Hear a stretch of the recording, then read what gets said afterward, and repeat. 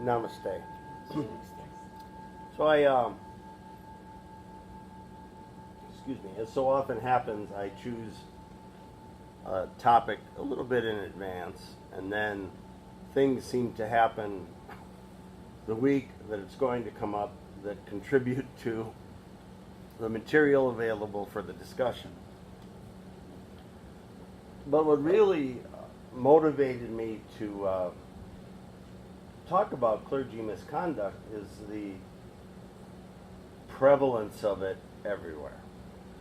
And it was just a couple weeks ago I found out that back in March, Noah Levine was removed from Against the Stream because of allegations of misconduct not related to his teaching, but nevertheless was removed. And that's fine and may or may not be appropriate. I don't know the details of what happened. But I think it's symptomatic of a bigger problem. And the bigger problem is that we are all jacked up about things sexual. We have such conflicting values. We are the victims of a puritanical culture that is, in my mind, just as unhealthy as the most libertine culture could possibly be. And I heard an interesting talk last week, I think, where the person was saying that the problem in their mind is linked to the Industrial Revolution and the change in families that occurred starting with the Industrial Revolution. Because if you have a family living on the family farm way back in the day, and maybe they have a 2-room house, maybe they have a 1-room house, everybody sleeps in either the same room or the kids are all in the same room. When the new baby comes along, there's not much doubt about how it arrives because there is no stork that shows up. And so there's a better understanding, first of all, of reproduction, at least the last couple months, than most of our kids have today. There was a connection between the parents and the children in that when Dad went out to plow the fields, the boys tended to go with. When Mom was working around the house, the girls tended to stay with. And all of that started to change when now a home wasn't the workplace anymore. And so Dad goes to the factory and does whatever he does at the factory, and it's a great mystery. But he comes home when his shift is over, and there's still a connection and an opportunity for children to get some view into what it means to be an adult and what adult life is like. And then we shift from a production economy to a service economy. Mom and Dad are both going to the office. 8 hours probably isn't enough to keep the employer happy. And we now have a complete disconnect. And our puritanical ancestors and puritanical co-inhabitants of this period in time have pretty much insisted that we can't talk about that stuff. So, holy cow, just say no. Which, worked very well for the Virgin Mary, and so I don't know why it wouldn't work for the rest of them. But then you take it into a spiritual context, and we've idolized people who we see as spiritual leaders. We've assumed that they're somehow immune to damage in their life growing up, flawed opinions, or else they were born with just a superlative knowledge of what is and isn't appropriate, and the ability to just do what's appropriate all the time. And we so wanted to believe that was possible that we just pretended not to see when things weren't quite right. So now we're faced with kind of a double-edged sword. If there's misconduct, we don't want to look at it, because looking at it will cause us to make some kind of a decision about the pedestal on which we've placed people. But more importantly and more subtly, looking at it will force us to look at ourselves. And now we come to the debacle in the Senate this last week. And I was particularly struck by all the anger coming not just from Kavanaugh, but from people like Lindsey Graham. And, you know, whenever you see anger that seems to be out of proportion to what's going on, or seems to be misdirected and pointed at people who aren't the crux of the issue, if I'm Lindsey Graham and I'm screaming at Democrats because we're trying to decide if Brett Kavanaugh is a rapist or not, that is perhaps the definition of something coming out sideways. And what it reflects is folks who are supposed to be all grown up can't tolerate an honest conversation about an honest problem. And I think it goes all the way back to where I started, which is we're all jacked up about sexuality.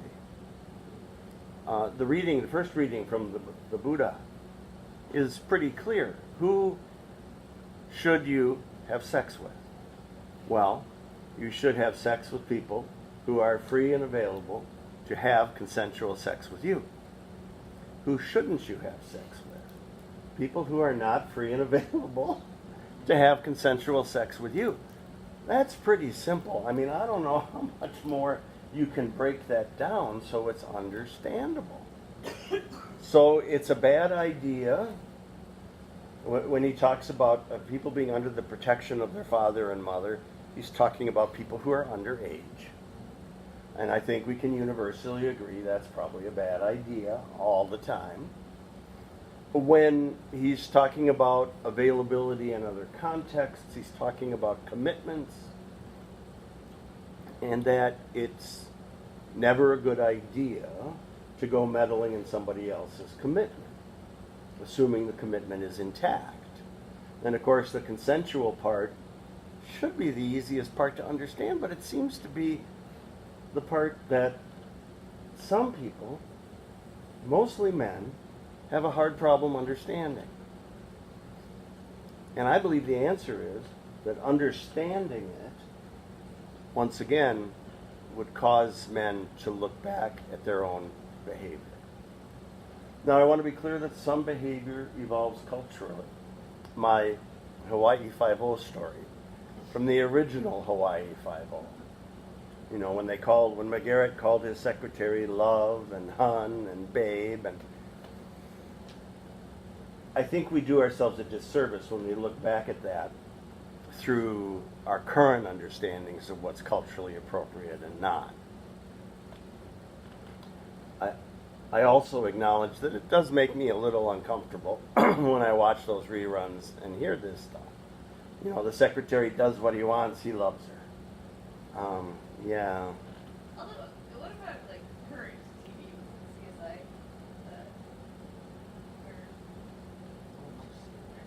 What do you watch where blonde girl and NCIS.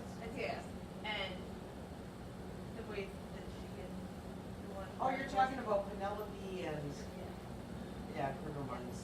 Penelope and Morgan.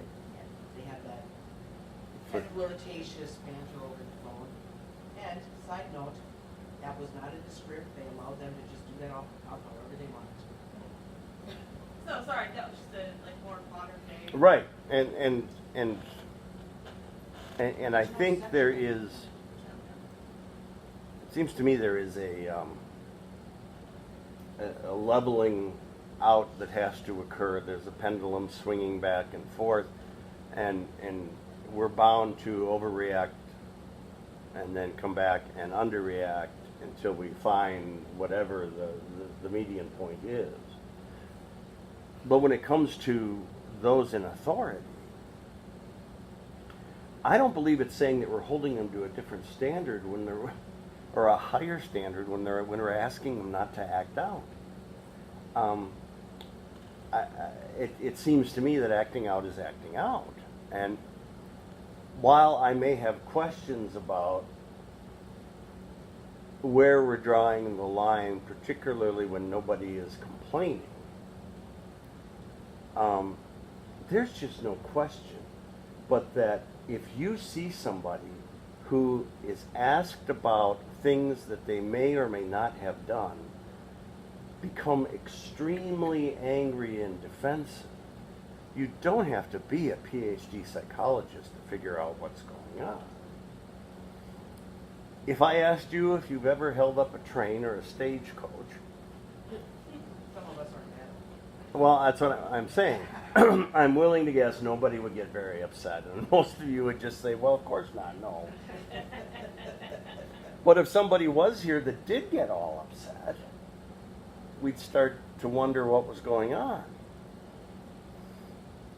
And it goes back to this idea that if you repress something, if you tell somebody for long enough that a whole category of what can and should be very normal and adaptive human behavior is in fact somehow dirty or tainted or unacceptable, then that repression, just like a big old peanut butter and jelly sandwich that you clamp down on the top of, that repression will cause things to come out sideways.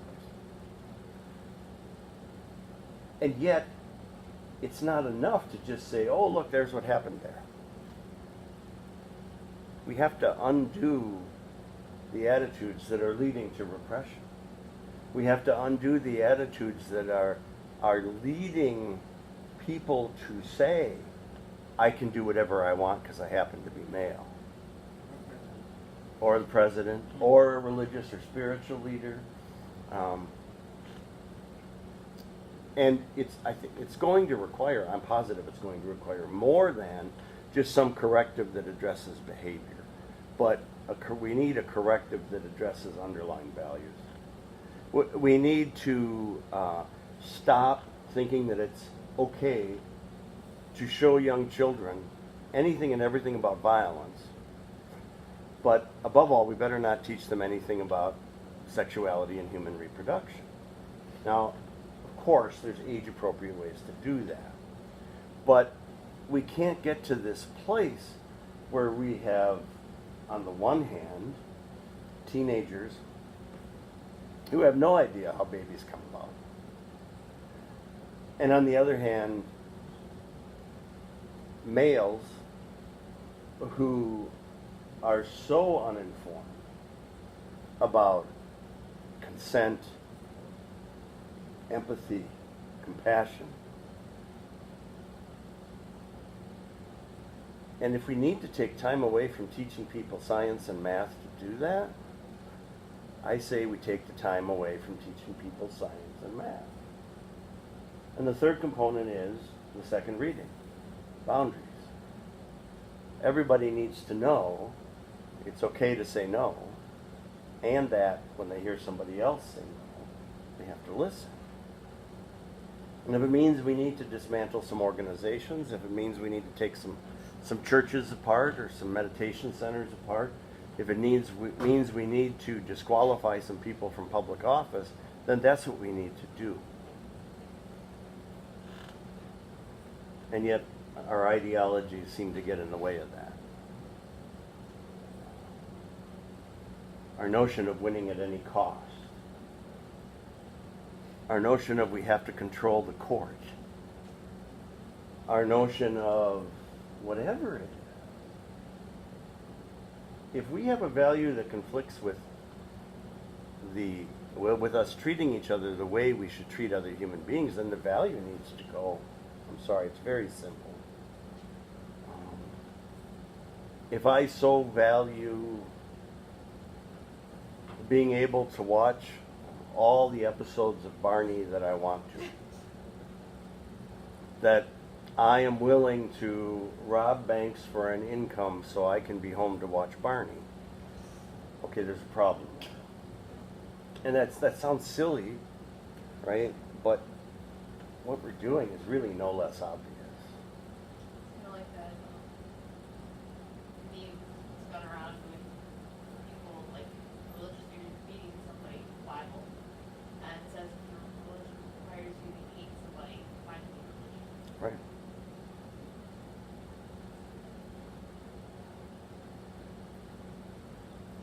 And if somebody makes being a part of a community dependent on your ability or your willingness to destroy your own boundaries,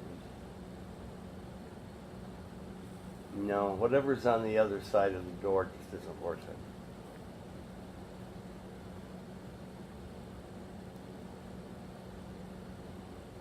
Hey man, all those cheers are going down. Yeah. We had meetings Thursday, Friday, and Saturday for the denominational clergy. And tried to get them all to snort some cocaine this morning. Boundaries. I know. I knew that sugar I put in my coffee tasted funny. Yeah, yeah. And why some of the people are walking around going, Gee, Craig, I wish that problem could solve the problem tomorrow, but I think it's going to take ages to change culture. mm-hmm. Do you think we're headed in the right direction? No. You know what absolutely sucks about that is that to correct things or like fix anything, it is going to take a very, very long time. But then you think about how rapidly it all just went to hell. Like, it takes 2 seconds to jack everything up and set like destruction in process, in motion, and to try to fix it though, like you said, it is not, and we most certainly are not even close to heading in the right direction. In the whole thing, like the Kavanaugh hearing and all of that. This morning, because it's not just that we've got the Republican senators all like screaming at Democrats. This morning, I read a letter from a woman, and it was an open letter to Dr. Ford, blaming her for re-traumatizing every rape victim in this country. And I was like, are you kidding me? So now it's her fault that all of us who have been sexually assaulted are, reminded of our own trauma and everything else. And I was just like, and there's this part of me that's like, I don't understand how you get as a survivor. It's like, as any person who survives sexual assault and whatever else, to get to a point where you can turn around and blame another survivor for, reopening your own wounds and not be willing to blame the one who did it. That's just. Well, don't you think maybe it's this thing that I haven't worked through my stuff? Stuff. Woyos. Work out your own shit, right? Stuff. So yeah, your stuff. And so I blamed the person who brings my unresolved issues to my consciousness. And I agree, it's absolutely jacked up. But it's this lashing out. It's that, how dare you talk openly and honestly about what happened to you, because it's jeopardizing my ability to maintain my denial. Damn it. But like this woman too, actually accused her of, making up these stories, and so that was disrespectful to anyone who ever actually had been assaulted. And I'm sitting here and I can't imagine a world where a woman would actually try to make up those kind of details. It's not like it was just something new that she all of a sudden she went to a therapist. There was documentation from years ago, So it's not like, those the things just a part of the, liberal agenda. It's all this big conspiracy. We're all out to, overthrow the government, God willing. But it's So if I'm right, if I was right yesterday, which I always am, but if I was right yesterday, and when I said that, the whole point of spirituality is not to be rescued. Jesus ain't going to save you from your sins. Jesus died because he was doing his woe-yos, working out your own shit, right? And that life is going to bring us unpleasant challenges. And our job to get to wholeness is to work through them, not look to be rescued from them, because the rescue ain't coming. And if you're mad as hell because somebody made you look at something that you need to finish working through, what that should tell people is you're not done working through it. And to blame somebody who brought that to your attention, you should be thanking them. But of course, we don't like feeling uncomfortable, and maybe the Holy Spirit will just come light on our head, maybe leave a little dropping, maybe not, but pick up whatever's there and carry it off into the wind. I want those drugs. What's that? Who's got those drugs? I want those drugs. Mostly evangelicals.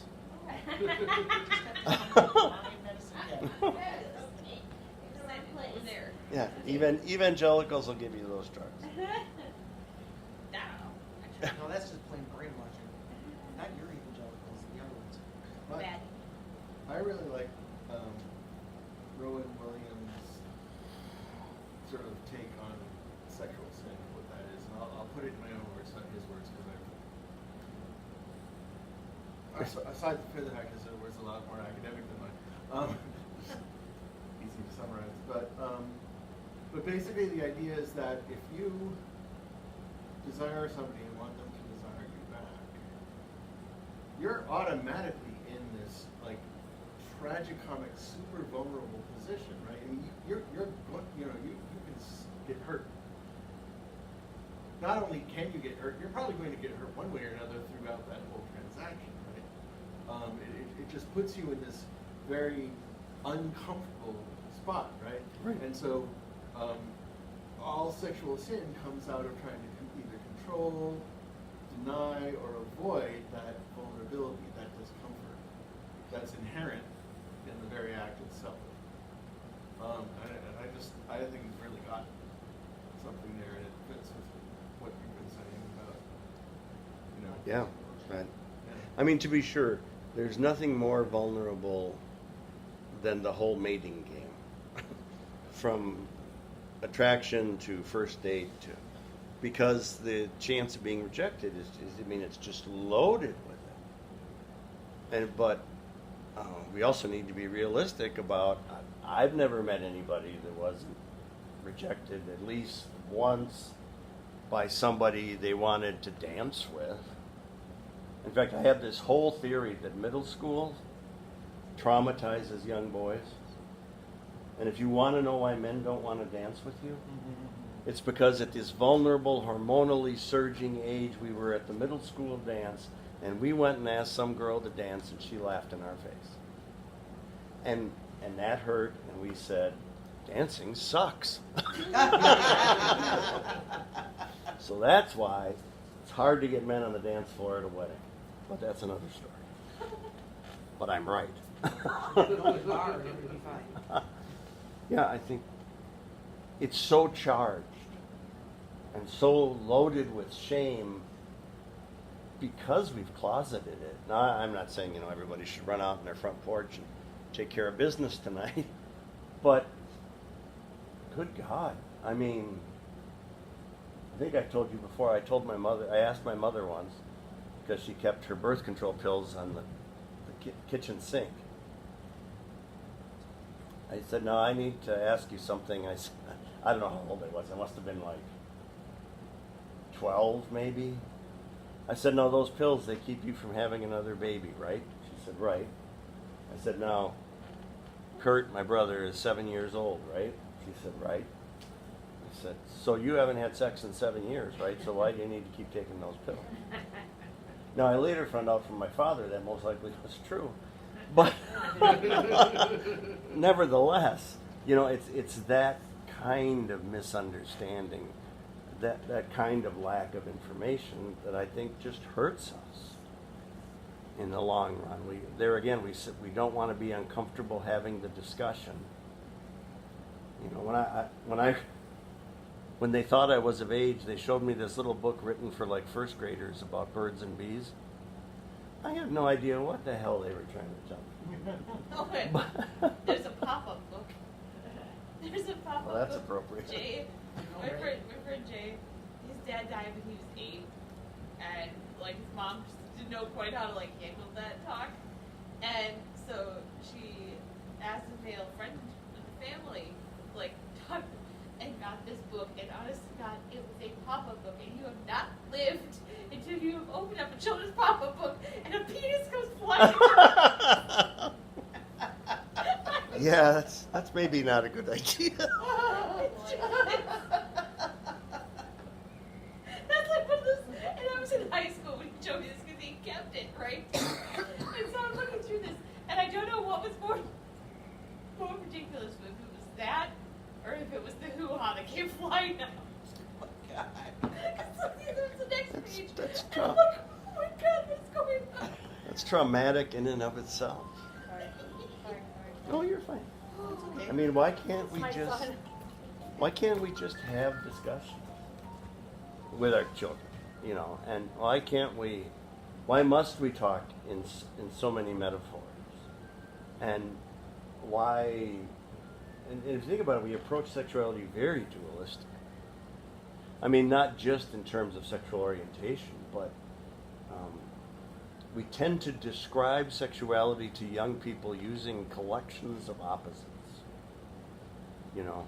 It's exciting and it's relaxing, and that doesn't help. I mean, how does that make any damn sense? I have a question. What do you guys think would have happened if Kavanaugh on trial said, you know what, I did it, but I was in high school and I'm a changed man?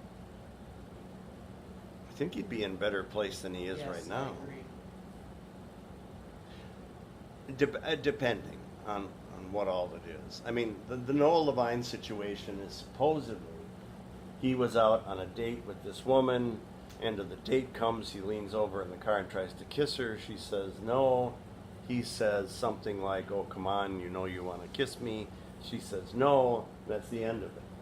At no point does she says, did she feel threatened? Because she says she can take care of herself, and yet she felt compelled to report it to the ethics board. Now, if that's really what happened, and if that's all that happened, I think it's kind of silly. But that's a far cry from putting your hand over somebody's mouth to keep them quiet, taking them to a room where they can't escape or have difficulty escaping. But if we took a survey and looked for the person who didn't do something foolish in some shape or form in high school, I don't think we'd find anybody. It's just a question of except for Kimberly. It's just a question of degree. Well, it's just that you did everything foolish, so there's Yeah, not exactly. just one foolish thing. Where's that?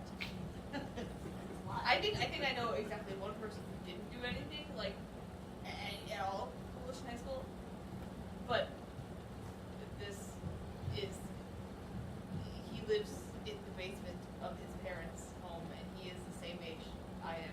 He's never dated. He tried to date a girl, and like he wasn't like aggressive, so that was good. He wasn't like.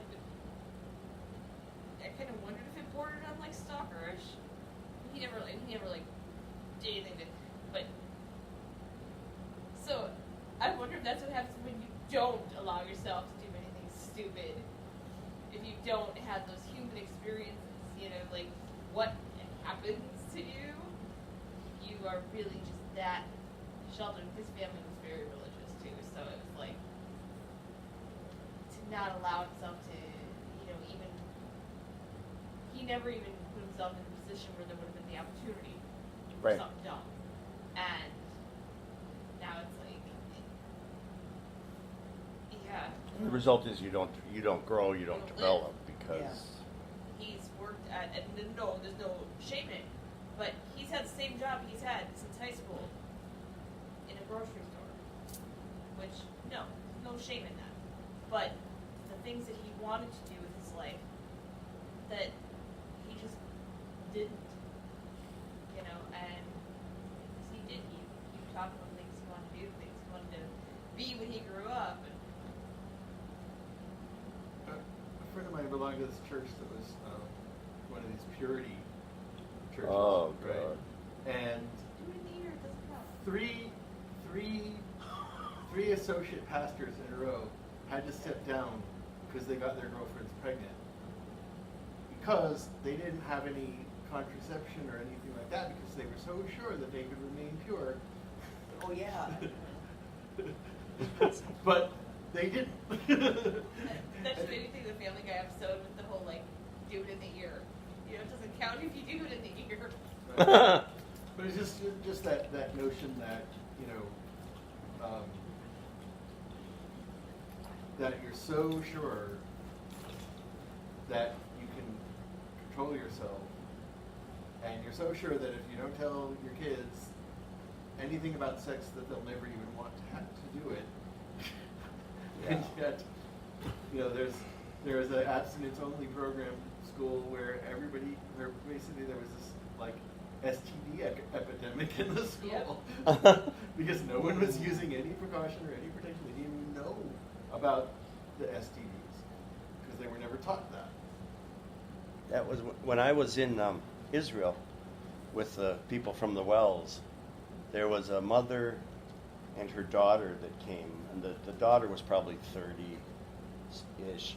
And the mother was saying one night at dinner, or in the bar, we must have been in the bar because the daughter wasn't there, that she never told her daughter anything about how to reduce her risk of getting AIDS because she had told her not to have premarital sex. And, of course, out of my mouth comes, well, I find that to be morally reprehensible. And they asked what I meant, and I said, well, did you tell your daughter to look both ways before she crossed the street when she was little? Yes, of course I did. And was there any time that she ran towards the street despite you having told her that? Well, yes, of course. I mean, I said, and did you stop her? Well, yes, of course. And I said, why? Shouldn't she have listened to what you told her, and if she doesn't, she just has to bear the consequences? I mean, we don't, there's false equivalencies. And, I would just throw out there, too, the fact that we have this puritanical tendency, and then we have it in a culture that is just sexually overblown in every direction, in every way. I don't consider myself a prude, but I remember there were some TV shows some time ago that Jim and I were like, you know what? This used to have a plot. And now all it is, jumping from bed to bed to bed, and I don't enjoy the spectator sport, so that wasn't you against my window the other night? Oh, my God. Again, so unless you bring up your children in an environment where they never turn on a computer or watch a television or whatever, it's just it's very, everything is out of proportion and out of balance. But it's the other side of the coin. I mean, if we could have honest, open conversations about any of this stuff, then you wouldn't have the two extremes, right? I mean, they're both extremes are in response to actually nobody, being willing to having an open and honest conversation. I mean, the for the so one of the things that we do at the center is we do sex ed, and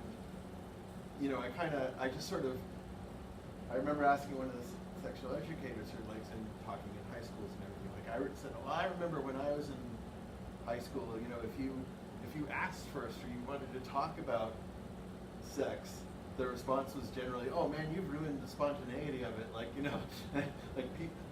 Which I don't think was actually I don't think those words were the legitimate response. I think the response was like, "Oh, you've suddenly made me uncomfortable because I don't actually want to talk about it."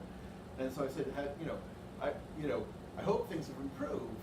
And basically said, no, they haven't. People don't actually want to talk about it. So they rather just, indulge in it without talking about it. That's, again, because we're not actually having conversations. I mean, this is sort Right. Well, and then there are those places and those organizations where they say, don't have sex before you're married, and so what happens is sex gets redefined. And so, short of a genital on genital contact, when I was at Wisconsin Lutheran College, the psychology department said, everybody knows that the Wisconsin Synod girls give the best head in town because they can't have sex. And it's like, and I thought, I went to the wrong high school. But it's true, and don't want to bash. Too many people are going back to Bill Clinton's thing, but I did not have sex with that woman. You just simply redefine what sex is, and if the only thing that sex is full of genital on genital intercourse, that's a bar that people were trying to set to be restrictive that all of a sudden gets popped up here, and now you have all these virgins with STDs. Right. Or STIs, and I don't know, when I was growing up, sex ed was starting in 6th grade. The schools were And they still, teaching it, and now he's starting his second year of sex ed? no, they've been doing it since 5th grade. They did like human growth development, and now like health 8th class. grade, this is the first year that the boys and girls will be together before. It's like up until now, like they've been, like boys, they're told about like what happens to girls, like this and the other, but What happens to them when they stay this is home? the first year. And as I'm listening to all this, and I'm reminded it's from one of those like Facebook on this day things that came up the other day. In our library at school, sheer morbid curiosity, I still have not gone and gotten it, but in the educational resource part of the library, there's a board game called Sex and Consequences. And I almost want to get this board game and just to see what exactly it is. I don't know, I know nothing about it, but it's just sheer morbid curiosity that I was like, okay, is it like something that's going to be legitimately helpful? Is it something that would be like, wait, if this is, not like scare tactics, but like, is it truly educational? It's informative, yeah. If it's, but the fact that it's a board game, I'm really kind of entertained, and I almost want to be like, hey, let's play it in GA.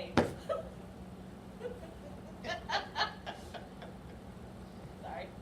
Thank God we didn't. Well, on that note, should we pray? Right now, he's rethinking my ordination yesterday. Yeah. Well, no, I just wonder. Oh boy, I can't help but wonder if